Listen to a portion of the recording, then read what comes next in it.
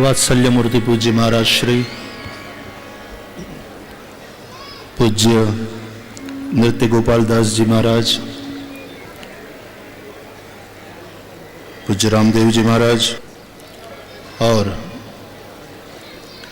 मेरा प्यारा कार्शनी परिवार, सबको अपने जीवन में आनंद चाहिए, सुख चाहिए, शांति चाहिए। तो पक्की बात है, इसमें तो कोई शंका वाली बात ही नहीं।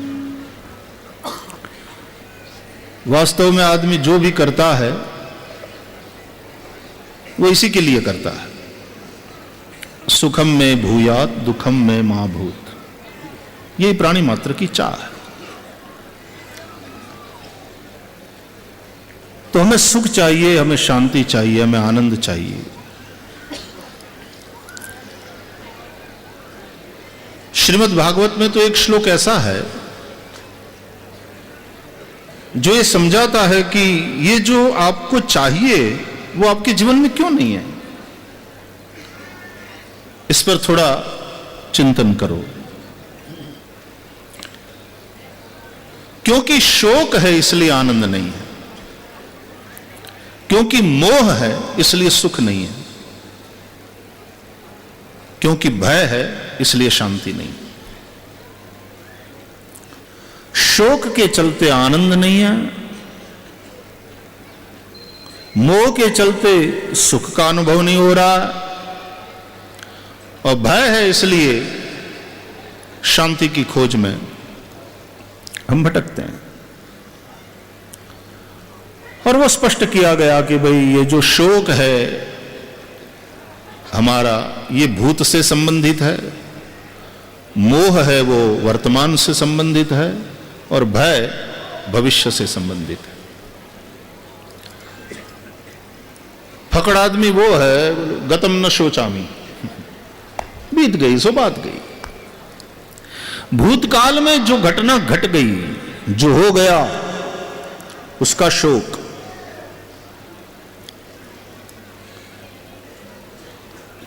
और उसके चलते आनंद नहीं है। वैसे हम हैं आनंद स्वरूप ही, लेकिन हमारे उस आनंद स्वरूप का हम अनुभव नहीं कर पाते। शोकग्रस्त हुए हैं। और क्योंकि भूत के साथ हमारा नाता इतनी दृढ़ता से हमने बना लिया, past is a good place to visit, but it is not advisable to stay over there.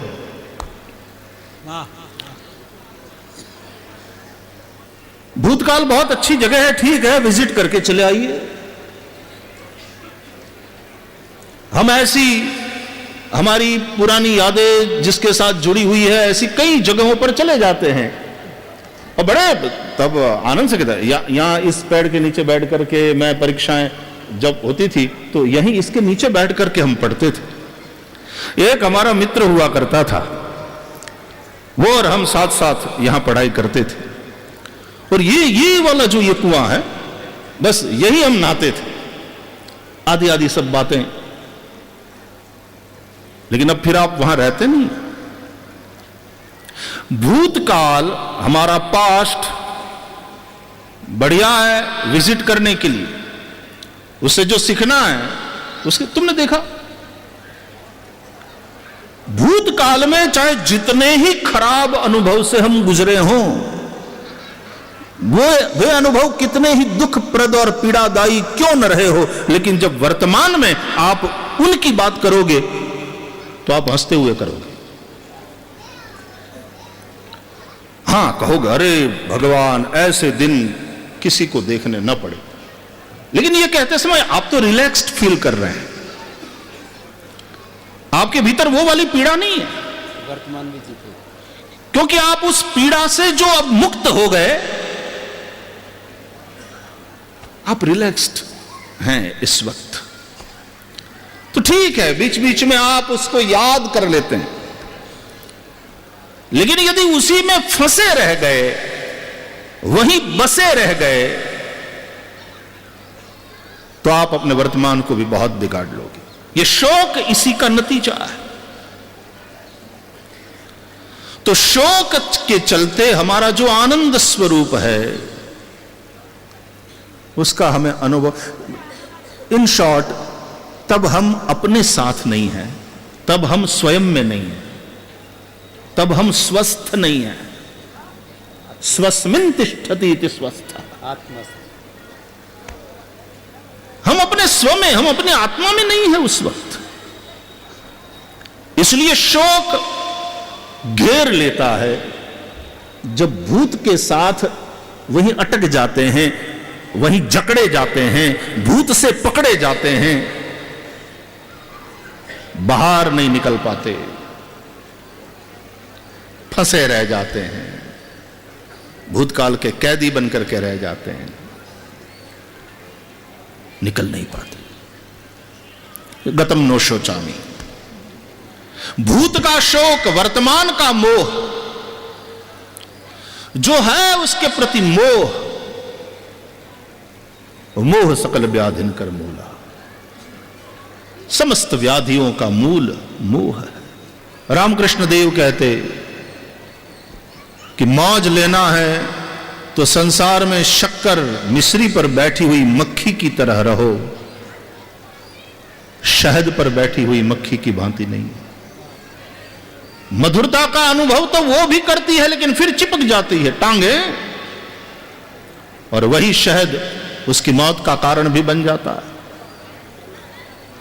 वो मिश्री पर बैठी हुई मक्खी मधुरता का अनुभव भी करती है और उड़ने के लिए भी मुक्त है।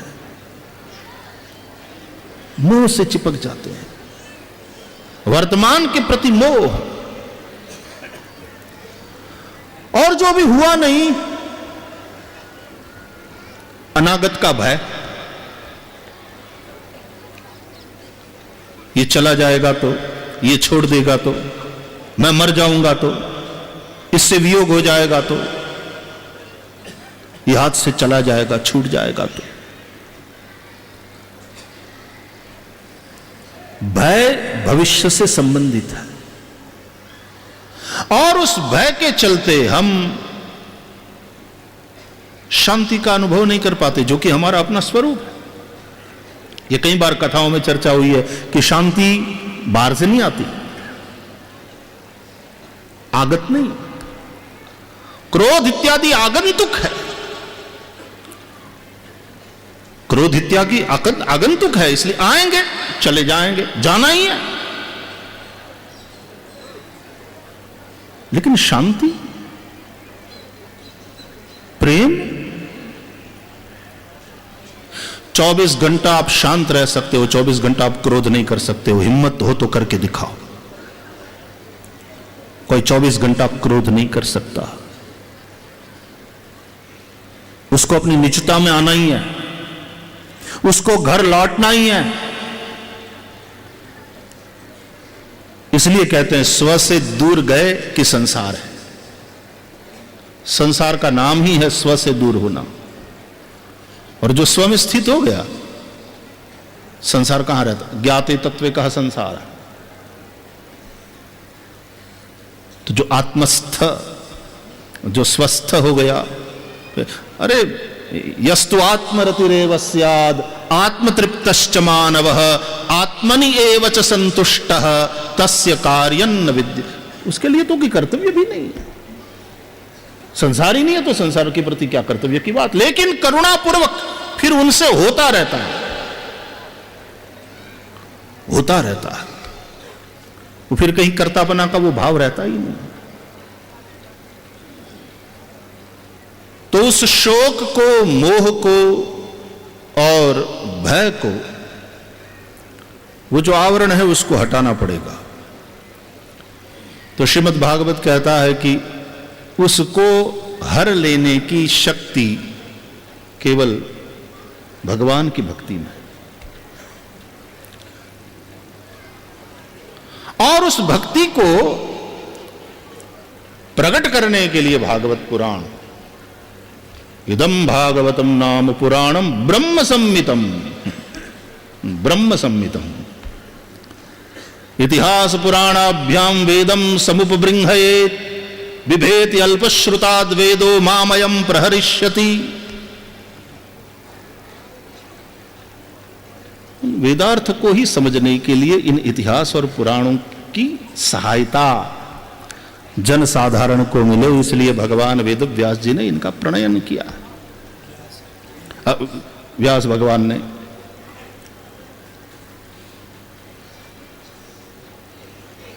तो पुराणों का अपना एक स्थान है, इतिहास का अपना एक स्थान है। तो श्रीमद् भागवत वो पुराण है, बोले यस्याम वै श्रूयमाणायाम, वै निश्चयात्मक, नो डाउट एट ऑल, जिसका श्रवण करने मात्र से, यस्याम वै श्रूयमाणायाम कृष्णे परम पुरुषे भक्तिरुत्पद्यते पुंसः शोक मोह भयापहा। जिसका श्रवण करने मात्र से श्री कृष्ण में, पुरुष नहीं वे पुरुषोत्तम हैं, द्वाविमौ पुरुषो लोके क्षरश्चाक्षर एवच क्षरः सर्वाणि भूतानि कूटस्थोक्षर उच्यते उत्तमः पुरुषस्त्वन्यः परमात्मेत्युदाहृतः। उन पुरुषोत्तम भगवान श्री कृष्ण में जिसके श्रवण मात्र से भक्ति हो जाती है, रति हो जाती है। पूरे इस परिसर में जो रेती है, श्री जी के कोमल वालों का, बैठते हैं तो ऐसे लगता है जैसे मां की गोद में बैठे हैं, इतनी इतनी सुखप्रद। और बस जैसे ही मां की गोद में बैठे और मां का हाथ सिर पर, सारी चिंता, सारी व्यथा सब समाप्त। क्या अनुभव नहीं करते हम यहां बैठ करके? तो लगता है कि ये रेती है कि रति है।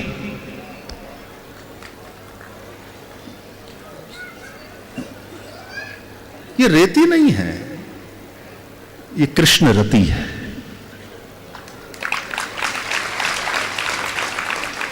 यही कृष्ण रति भक्ति ही उत्पद्यते पुंसाम शोक मोह भयापहा। शोक मोह भय का हरण कर लेने वाली। तो वो जो भक्ति है, तो ज्ञान भक्ति पूर्वक कृति, ये मुक्ति के। वाह! अब भाई रमण बिहारी जी कैसे मिलेंगे? भाई आप कैसे मिलो, ये रमण बिहारी जी से पूछो।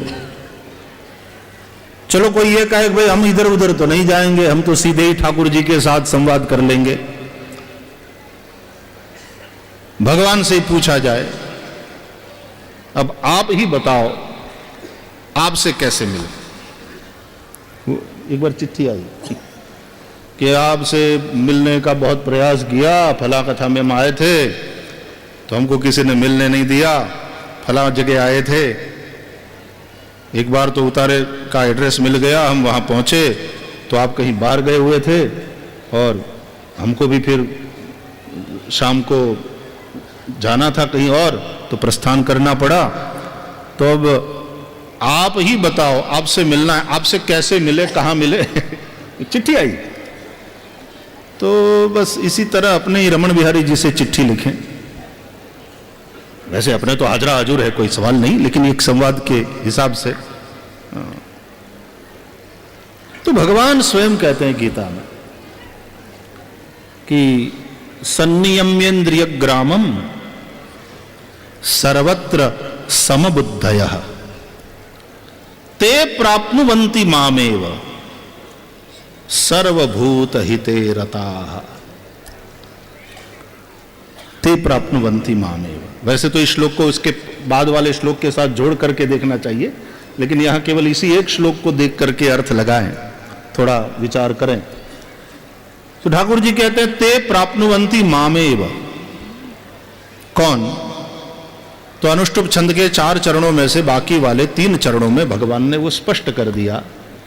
पहले तो ये बताया सन्नियम्य इंद्रिय ग्रामम, इंद्रिय ग्रामम सन्नियम्य। बात हुई इंद्रियों के संयम की। ये कार्य कारण का संबंध है। बाबा जी जो बोले हैं वो कारण है, अब जो हम सेवा कर रहे हैं वो कार्य है, आप ऐसा समझे। तो इंद्रियों का संयम, एक शब्द में कहें तो संयम। दूसरे चरण में कहा सर्वत्र समबुद्धयः, एक शब्द में कहें समता। और तीसरी बात जो चौथे चरण में बताया गया, सर्वभूत हिते रताः, वही कृति, सर्वभूत हिते रताः, एक अर्थ में कहें तो सेवा। संयम, समता, सेवा। अब इस संयम का सीधा संबंध भक्ति से है। वास्तविक संयम वही संभव है जहां भक्ति है। तब तक केवल ऊपरी दमन रह जाएगा। और उस बात को भगवान श्री कृष्ण ने भी भगवत गीता में मिथ्याचारस्य उच्यते कह करके, इंद्रियों को तो आप काबू में करें, लेकिन मन से उन विषयों का चिंतन करते हैं तो केवल मिथ्याचार कहलाएगा। लेकिन जहां भक्ति है, रति है, तो स्वाभाविक रूप से मन लगाना नहीं पड़ता, उसमें लगा रहता है। और उसके परिणाम स्वरूप जहां विषय ही फीके लगने लग जाएं, रसवर्जम रसोप्यस्य परम दृष्ट्वा निवर्तते तत्परम पुरुष ख्याति गुणवैतृष्ण्यम्। तो संयम्येन्द्रिय ग्रामम, इसका सीधा संबंध उस रति से है। ये रति के चलते जो संयम आता है, आपकी रुचि का विषय बदल जाता है। परहेज करना नहीं पड़ता, सहज ही हो जाता है। इस भक्ति के चलते संयम्येन्द्रिय ग्रामम। और ये भाव जब आ गया तो वो गोपी हो ही जाएगी। गो भी पिबती किम भक्ति रसम सा गोपी। अरे अपनी इंद्रियों के द्वारा श्री कृष्ण को जो पी रही हैं,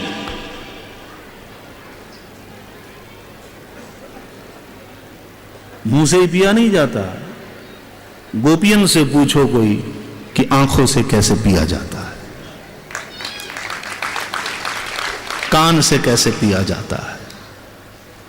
जिह्वे पिबस्वामृतमेत देव गोविंद दामोदर माधव इति। तो इस रति के चलते ही वह संयम और सर्वत्र समबुद्धयः, इसका संबंध ज्ञान से है। जहां यह ज्ञान है वही फिर वही वाली सिद्ध सिद्ध्यो हो समो भूत्वा समत्वम योग उच्यते, वह सिद्धि असिद्धि में अपनी समता को बनाए रखेगा। समस्या यह है कि बस समता नहीं है तो सिद्धि आदमी को अहंकारी बना देती है और विफलता उसको निराश हताश कर देती है और तोड़ देती है।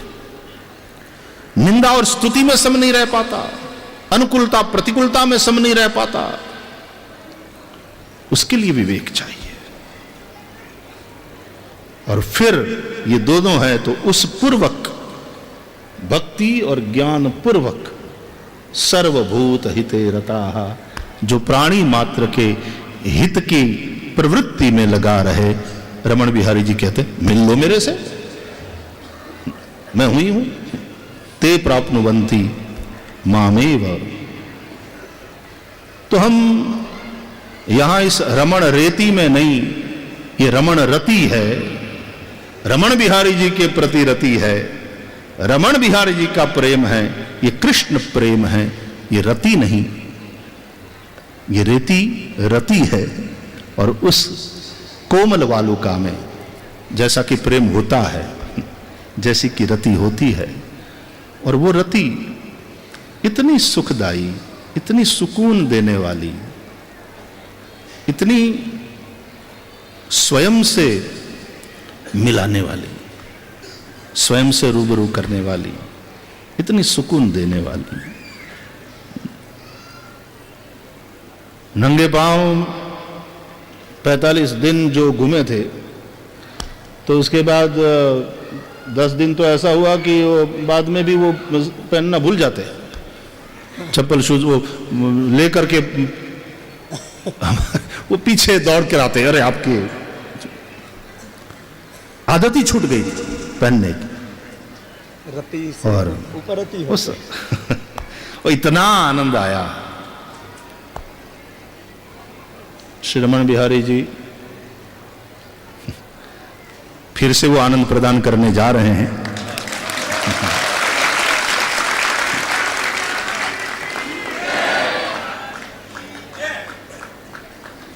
हम इस रेती में, रति में लेटते रहेंगे।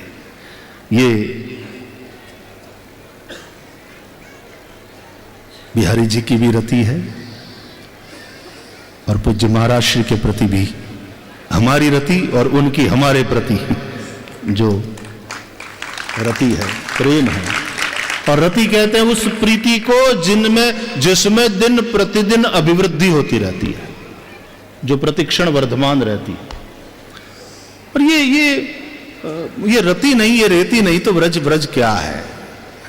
रमण रेति लोट्यो नहीं न कियो न यमुना पान, रति बिन तेज रति बिन राज, रति बिन पाट, रति बिन छत्र नहीं एक टीको, रति बिन साधु, रति बिन संत, रति बिन जोग न होई जति को, रति बिन तात, रति बिन मात, रति बिन मानस लागत फीको, कवि गंग कहे सुन शाह अकबर, नर है रति बिन एक रति को। ये रति नहीं है तो नर है रति बिन एक रति को।